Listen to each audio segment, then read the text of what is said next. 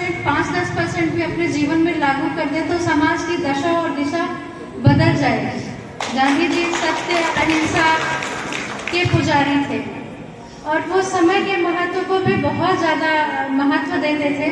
अगर हम आप कभी 10-5 मिनट लेट होते हैं तो हमको लगता है कि इट्स नथिंग, हम तो लेट हुए ही नहीं, बस 10 मिनट लेट हुए हैं। लेकिन गांधी जी एक मिनट को बहुत ज़्यादा महत्व देते थे।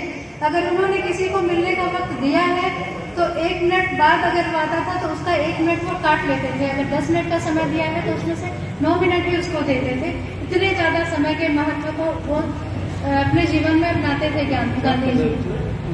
सबको पता है, हम सबको, कि गांधी जी एक जमींदार परिवार से पैदा हुए थे और उन्होंने उच्च शिक्षा अपनी अब्रॉड में की, वहाँ पे बैरिस्ट्री कर रहे थे। लेकिन प्रैक्टिस के दौरान ही साउथ अफ्रीका में उन्होंने जो स्थिति वहाँ की देखी भेदभाव की, उससे मन उनका विचलित हो गया और वहीं पे उन्होंने अपनी सुख सुविधा और सारी बैरिस्ट्री त्याग करके अपने भारत आ गए, अपने देश के लिए कुछ करने के लिए एक जज्बा लेकर के, और एक धोती पहन के देश को आज़ाद कराने के लिए लग गए। उन्होंने कभी हथियार नहीं उठाया लेकिन अंग्रेजों को इस देश से भगाया। तभी तो महान वैज्ञानिक आइंस्टीन ने कहा कि आने वाली पीढ़ियां इस बात के लिए सोचने पे मजबूर हो जाएंगी कि क्या वाकई ऐसा कोई हाड़ मांस का बना हुआ व्यक्ति था। और ये सच ही है। काठी में देखा जाए तो गांधी जी की हाइट भी बहुत नहीं थी और बहुत ही दुबले पतले थे, लेकिन कुछ तो जज्बा था उनमें कि जहाँ खड़े हो जाते थे वहीं समूह इकट्ठा हो जाता था।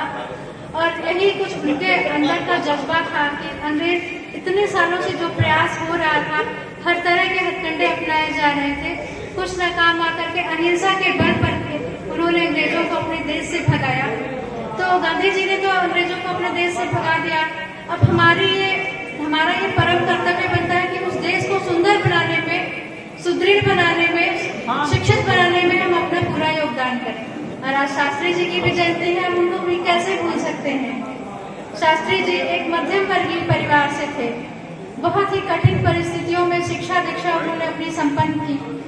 उच्च पद में भी आसीन हुए। राजनीति में आने के बाद भी उन्होंने कभी अपने पद का घमंड नहीं किया, हमेशा जुड़े रहे, ना कभी सरकारी चीजों का दुरुपयोग किया खुद के लिए।